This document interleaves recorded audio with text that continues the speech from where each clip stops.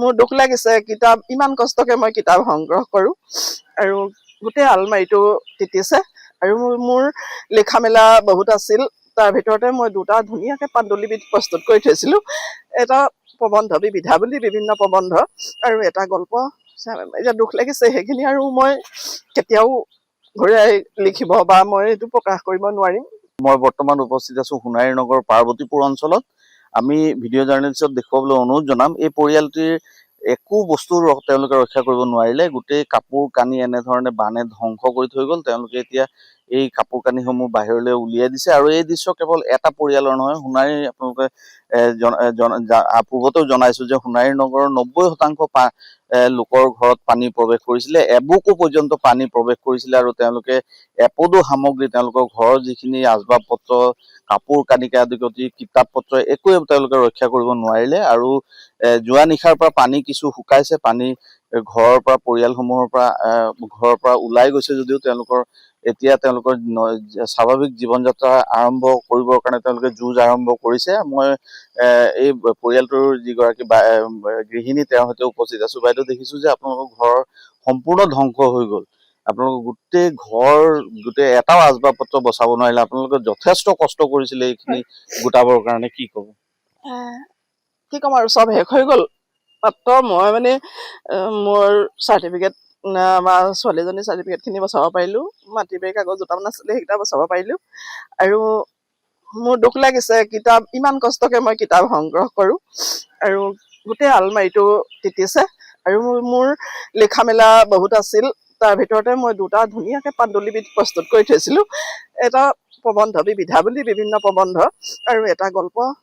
এতিয়া দুখ লাগিছে সেইখিনি, আৰু মই কেতিয়াও ঘূৰাই লিখিব বা মই এইটো প্ৰকাশ কৰিব নোৱাৰিম। বহুত দুখ লাগিছে। আৰু এইবিলাকতো আৰু ধ্বংস হ'লেই, এতিয়া আমাৰ স্বাভাৱিকটো কৰিবলৈ সময় লাগিব। তাৰোপৰি মোৰ আটাইতকৈ দুখ লাগিছে, ছোৱালীজনী মোৰ এডমিশ্যন চলি আছে 3rd চেমৰ ITEP কোৰ্চ। তাই বাহনা কলেজত কৰে, বাহনা কলেজত তাই পঢ়ি আছে। এতিয়া তাইক পঠাব লাগে, সেইটো প্ৰস্তুতি মই চলাই আছিলোঁ। বিশেষকৈ আমি প্ৰাইভেট স্কুলত আমি চাকৰি কৰা মানুহ, সমস্যাটো আমাৰ বহুতেই আছে। কিন্তু এতিয়া দেখিছোঁ এইখিনি হোৱাই যোৱাৰ পিছত আৰু মই একো উপায় দেখা নাই। বহুত দুখ লাগিছে মোৰ। আপোনালোকে যি বানপানী আহিছিলে তাৰ পূৰ্বে প্ৰশাসনৰ পৰা কোনো ধৰণৰ আপোনালোকক এলাৰ্ট কৰিছিলে নেকি, যে আপোনালোকৰ বানপানী আহি আছে, আপোনালোকে সাৱধান হওক, এনেকে কৈছিলে নেকি? মই তেনেকে গম পোৱা নাছিলো। মাত্ৰ মোলৈ এটা হোৱাটছআপ গ্ৰুপত মেছেজ এটা আহিছিলে, প্ৰশাসনে দিয়া বুলিয়ে তেনেকে দেখিলো যে নামতোলা ৰোড বন্ধ, নাজিৰা ৰোড বন্ধ, মৰাণ ৰোড বন্ধ, নিজৰ মানে নিতান্ত প্ৰয়োজন নহলে ঘৰৰ পৰা ওলাই নাযাব, এনেকুৱা ধৰণৰ। সেইটো সোণাৰী নগৰত বানপানী প্ৰৱেশ কৰাৰ পাছত পাইছো মই। আপুনি একো জাননী পোৱা নাছিলে? নাই পোৱা। পানী এনেকুৱা ডাৱৰ বিস্ফোৰণ হৈছে বুলি মই পিছত এটা ফেচবুক পোষ্ট পাইছো, যে তেতিয়া আকৌ তেতিয়ালৈকে যথেষ্ট আপোনালোকৰ ক্ষয় ক্ষতি হৈয়ে গৈছে।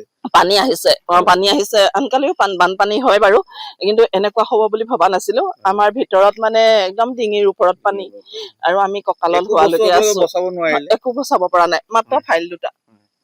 হয়, মই কেমেৰা পাৰ্চনক পুনৰ দেখুৱাবলৈ অনুৰোধ জনাম যে পৰিয়ালটোৰ ঘৰখনৰ ভিতৰৰ অৱস্থা আপোনালোকক দেখুৱাবলৈ যত্ন কৰিম। তেওঁলোকৰ এবুকু পৰ্যন্ত পানী হৈছে বুলি কৈছে। এবুকু পৰ্যন্ত পানী হোৱাৰ ফলত তেওঁলোকে তেওঁলোকৰ ঘৰৰ এটাও সম্পত্তি, এটাও আছুতীয়া সম্পত্তি তেওঁলোকে ৰক্ষা কৰিব নোৱাৰিলে। তেওঁলোকে নিজৰ জীৱনক লৈ, আৰু মাত্ৰ বাইদেউ কৈছে যে মাত্ৰ দুটা ফাইল লৈ তেওঁলোকে ঘৰৰ পৰা ওলাই গৈছে। তাৰ বাদে তেওঁলোকৰ ঘৰৰ কোনো বস্তুকে তেওঁলোকে ৰাখিব নোৱাৰিলে।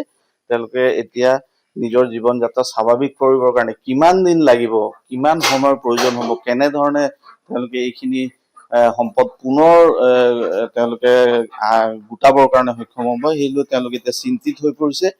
পৰিয়ালৰ গৃহস্থই ইতিমধ্যে তেওঁলোকৰ ঘৰখনক পুনৰ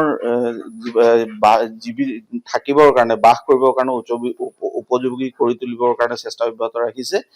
আৰু এনেধৰণে এইটো এটা পৰিয়ালৰ দৃশ্য দেখুৱালো। এয়া কেৱল এটা পৰিয়ালৰ নহয়, সোণাৰী নগৰৰ প্ৰায় অঞ্চলত 90% অঞ্চল যিহেতু পানীত বুৰ গৈছিলে, আৰু ইয়াৰ ফলত যেনেধৰণে একেই অৱস্থা সকলো পৰিয়ালৰ ক্ষেত্ৰতে, আৰু তেওঁলোকে সকলোৱে এতিয়া নিজৰ জীৱন সংগ্ৰাম আৰম্ভ কৰিছে স্বাভাৱিক কৰিবৰ কাৰণে।